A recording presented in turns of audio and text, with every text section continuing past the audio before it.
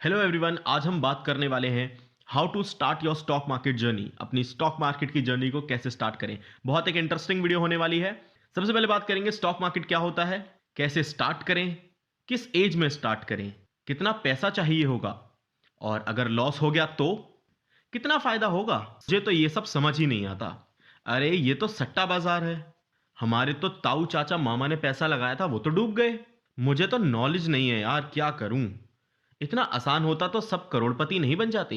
अगर आपके दिमाग में भी इनमें से कोई सवाल है तो इन सभी सवालों का जवाब आज हम इस वीडियो में देने वाले हैं। चैनल का नाम है स्टॉक इन्वेस्टर। अगर आप इस चैनल पर पहली बार आए हैं तो चैनल को सब्सक्राइब जरूर करें। सबसे पहले बात करते हैं कि स्टॉक मार्केट क्या होता है। स्टॉक्स यानी कि जनरली हम उन कंपनीज की बात कर रहे होते हैं जो कि इंडियन स्टॉक मार्केट में लिस्टेड हैं। जैसे कि कंपनीज, आपने कई कंपनी देखी होंगी, जैसे जोमैटो हो गई है, अभी रिसेंटली आपने देखा जोमैटो, पेटीएम। जिस कंपनीज का आप डेली बेसिस पे यूज करते हैं, वो जो कंपनीज स्टॉक मार्केट में लिस्टेड हैं उनको हम जनरली स्टॉक्स कह देते हैं। इन कंपनीज में आप इन्वेस्ट कर सकते हैं। इन्वेस्ट करने के लिए आप इनके शेयर्स खरीद सकते हैं और जैसे जैसे कंपनी ग्रो करेगी, कंपनी का शेयर प्राइस ग्रो करेगा, उस तरीके से आपको भी प्रॉफिट होगा।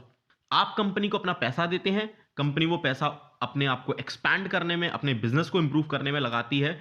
इसी तरीके से आप जो है उस कंपनी में इन्वेस्टर बन जाते हैं और इसी तरीके से स्टॉक मार्केट काम करता है। बात करते हैं कैसे स्टार्ट करें। तो स्टार्ट करने के लिए सबसे पहले बात करते हैं आपको क्या क्या चाहिए। सबसे पहले आपको चाहिए एक बैंक अकाउंट, जो कि किसी भी बैंक का हो सकता है, जैसे कि Punjab national bank, HDFC, ICICI, SBI, Canara bank. कोई भी बैंक का आपके पास अकाउंट होना चाहिए। वो एक सेविंग्स अकाउंट हो तो और अच्छा है। और एक इंपॉर्टेंट बात यह है कि उसमें आपका फोन नंबर जरूर रजिस्टर्ड होना चाहिए, जो कि एक मेन चीज यहां पे हो जाती है। नेक्स्ट आपको चाहिए पैन कार्ड। पैन कार्ड जो है हमारा आईटी डिपार्टमेंट इशू करता है, तो आप अपना पैन कार्ड जरूर बनवा लीजिए, ये भी आपके काम आने वाला है। इसके बाद आपको चाहिए स्मार्टफोन, और स्मार्टफोन में ध्यान दें कि इस फोन में आपका रिचार्ज भी होना चाहिए। नेक्स्ट बात करते हैं, एक आपको अपने फोन में एक ऐप डाउनलोड करनी है, जो कि कोई भी एक ऑनलाइन ब्रोकर ऐप हो सकती है, जैसे कि ग्रो, एंजल, जीरोधा, अपस्टॉक्स। इस तरह की कोई भी आपको एक ऐप डाउनलोड कर ली है। मैं पर्सनली ग्रो और एंजल ब्रोकिंग यूज करता हूं, तो आप इनको फ्री में डाउनलोड कर सकते हैं और अपना फ्री में डीमैट अकाउंट खुलवा सकते हैं। इसके बाद आपको इनमें रजिस्ट्रेशन करना है और अपना डीमैट अकाउंट खुलवा लेना है। और फिर आपको चाहिए होंगे फंड्स, यानी कि पैसा जो कि आपके बैंक अकाउंट में है। नेक्स्ट बात करते हैं कि किस एज में स्टार्ट करें। तो एज जो है सिर्फ एक नंबर है। अगर आप फाइनेंशियली इंडिपेंडेंट होना चाहते हैं, एक मार्केट से अल्टरनेट सोर्स ऑफ इनकम चाहते हैं, तो शेयर मार्केट एक आपके लिए अच्छा ऑप्शन है। बाकी आपको किस एज में स्टार्ट करना है, ये आपके ड्रीम्स और गोल्स पर डिपेंड करता है। आपको अपनी लाइफ में आगे क्या चाहिए, कितना चाहिए, किस एज में चाहिए, उस हिसाब से आपकी इन्वेस्टमेंट डिपेंड करती है। अगर आप एक स्टूडेंट हैं तो आपके लिए रिक्वायरमेंट्स अलग हैं। अगर आप एक सैलरीड एम्प्लॉयड हैं, सैलरी एम्प्लॉय हैं, तो आपके लिए रिक्वायरमेंट्स अलग हैं। तो इसी तरीके से आपकी एज के हिसाब से, आपके ड्रीम और क्राइटेरिया के हिसाब से आपकी इन्वेस्टमेंट्स भी अलग अलग होती हैं। नेक्स्ट बात करते हैं कितना पैसा चाहिए। तो इसका आंसर भी है सिंपल, कि आप अपनी सैलरी देखिए, आपके पास कितना पैसा है वो देखिए। उसके बाद उसमें से आप जो पैसा अपनी एक्सपेंस का है और अपनी ज़रूरत का है, उस पैसे को निकाल दीजिए। उसके बाद जो पैसा बच रहा है, उस पैसे में आप ये देखिए कि इसमें से वो कौन सा पैसा है जिसकी आपको अगले 5 साल तक तो ज़रूरत नहीं है।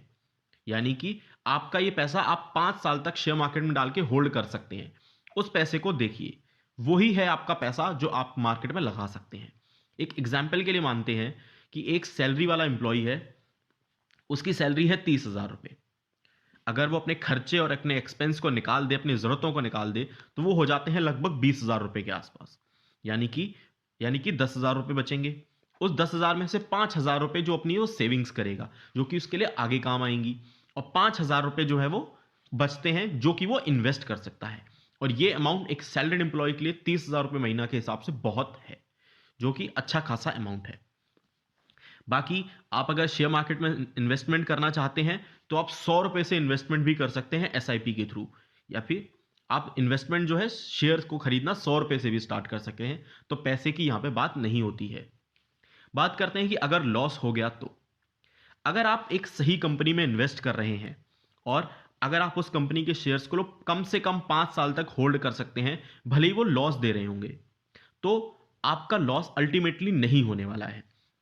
बात करें कि कैसे लॉस होता है, तो एक पहले आप एग्जाम्पल समझिए कि अगर आप उस पैसे को शेयर मार्केट में नहीं लगाएंगे तो आप उस पैसे का क्या करेंगे। आप उस पैसे को या तो फालतू खर्च कर देंगे या फिर आप उस पैसे को सेविंग्स बैंक में डालेंगे, यानी अपने बैंक अकाउंट में डालेंगे। बैंक जो है जनरली सेविंग्स बैंक पे 2 से 3% का इंटरेस्ट देते हैं। और अगर महंगाई को देखें, इन्फ्लेशन देखें, तो इन्फ्लेशन जो है 6 से 7% के आसपास है। यानी हर साल बैंक में डले डले भी आपका पैसा जो है 2 से 3% लॉस खा रहा है।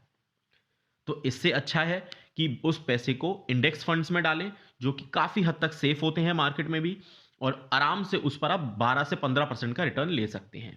नेक्स्ट बात करते हैं कितना फायदा होगा। यह भी डिपेंड करता है कि आप किस तरीके की इन्वेस्टमेंट कर रहे हैं, कितने लंबे टाइम तक इन्वेस्टमेंट कर रहे हैं, और आपका इन्वेस्टमेंट का स्टाइल क्या है, कि आपने रिस्की शेयर्स में पैसे डाले हैं या फिर नॉर्मल शेयर्स में पैसे डाले हैं। लेकिन जनरली अगर बात करें तो जनरली आपको मार्केट से 12 से 15% का रिटर्न तो है, इजीली मिल जाता है। फिर बात करते हैं मुझे तो नॉलेज नहीं है, क्या करें। तो आप देखें कि हर प्रोफेशन, हर बिजनेस, हर जगह आप जहां भी जाएंगे, जो भी करेंगे, नॉलेज तो होनी ही चाहिए।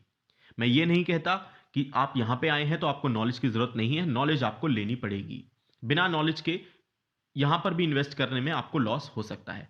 तो अपनी नॉलेज को बिल्ड करें, धीरे धीरे इन्वेस्ट करें और अल्टीमेटली इस प्रॉफिट को अर्न करें। नेक्स्ट है कि जैसे लोग बोलते हैं अरे ये तो सट्टा बाजार है। तो ये भी एक बहुत कॉमन मिथ है जो लोगों का मार्केट के बारे में लगता है कि ये तो सट्टा बाजार है। इसका आंसर है हाँ भी और ना भी। ये डिपेंड करता है कि आप कैसी कंपनीज को उठाते हैं। अगर आप पेनी स्टॉक्स यानी एक एक दो दो रुपए के शेयर खरीदेंगे तो आप उन कंपनीज में इन्वेस्ट कर रहे हैं जिनकी कीमत एक एक दो दो रुपए है। तो आप उन कंपनी से क्या एक्सपेक्ट करते हैं कि आपको क्या रिटर्न देगी। या फिर आप उन कंपनी में इन्वेस्ट कर रहे हैं जो कंपनीज आप डेली यूज के प्रोडक्ट्स बना रही हैं। आप नहाने जाते हैं तो लाइफ बॉय का साबुन यूज कर रहे हैं, आप कोलगेट यूज कर रहे हैं। आप उन कंपनीज में इन्वेस्ट करिए जिन कंपनीज के प्रोडक्ट आप डेली यूज कर रहे हैं, जो कि हमेशा बढ़ती रहेंगी। ना कि उन कंपनीज में जिन कंपनीज के बारे में आपने नाम ही नहीं सुना है, किसी से सुना और इन्वेस्ट कर दिया, किसी से सुना इन्वेस्ट कर दिया। ये स्ट्रैटेजी अगर आप अपनाएंगे तो आप लॉस ही खाएंगे और अल्टीमेटली मार्केट को सट्टा बाजार ही कहेंगे। अगर आपके पास कम पैसा है, आप पेनी स्टॉक्स खरीद रहे हैं, ट्रेडिंग कर रहे हैं बिना नॉलेज के, और इस तरीके से मार्केट में घुसे हैं कि हम तो अक्षय कुमार जी के स्टाइल में 21 दिन में पैसा डबल करेंगे, तो आप अल्टीमेटली यहां से लॉस लेंगे और फिर जाके सबको बोलते रहेंगे कि ये तो सट्टा बाजार है। तो इससे अच्छा है अच्छी स्ट्रैटेजी अपनाएं, अच्छे शेयर्स को पकड़ें, तो ये सट्टा बाजार नहीं है। फिर बात करेंगे हमारे ताऊ चाचा मामा ने पैसे लगाए थे वो तो डूब गए। ये भी आपने बहुत अपने बड़ों से सुना होगा कि जब भी आप शेयर मार्केट की बात करेंगे तो आपको ये जरूर चीज बताएंगे कि हमारे वो थे, हमारे वो थे, हमारे वो थे जिन्होंने पैसा लगाया और वो डूब गए। तो इसके लिए मैं आपको बोलूंगा कि जिन्होंने पैसा लगाया था उनसे आप 4 सवाल पूछिए। पहला, कि उन्होंने किस कंपनी में इन्वेस्ट किया था, क्या उनको इस कंपनी के बारे में पता है। फिर उनसे पूछिए कि इस ही कंपनी में आपने इन्वेस्ट क्यों किया था, कि उन्होंने ये कंपनी ही क्यों चूज की। फिर बात कीजिए कि उन्होंने वो शेयर्स बेच क्यों दिए, और फिर चेक कीजिए कि वो कंपनी आज क्या कर रही है, उस कंपनी के आज शेयर्स का रेट क्या है। आप देखेंगे कि ज्यादातर लोगों को पता ही नहीं है उन्होंने किस कंपनी में इन्वेस्ट किया था। अगर पता भी है तो उन्होंने किसी के सुनने पे, कहने पे इन्वेस्ट कर दिया, उन्हें उस कंपनी के बारे में कोई नॉलेज नहीं है। फिर अगर शेयर्स लॉस भी खा रहे थे, अगर आपने अच्छी कंपनी में इन्वेस्ट किया था तो उनको बेचना क्यों, वो अल्टीमेटली आज प्रॉफिट में जरूर होंगे। आप उस कंपनी के शेयर्स को चेक करिए, वो शेयर्स आज अल्टीमेटली प्रॉफिट में जरूर होंगे।